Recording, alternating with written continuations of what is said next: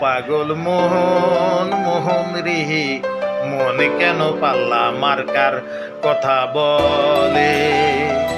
পাগল মোহন মোহন রে মন কেন পাল্লা মার্কার কথা বলে। আমি বাকে মনটা বাকে আজও পারলাম মনে মনে এক মন না হইলে মিলবে না আয়োজন।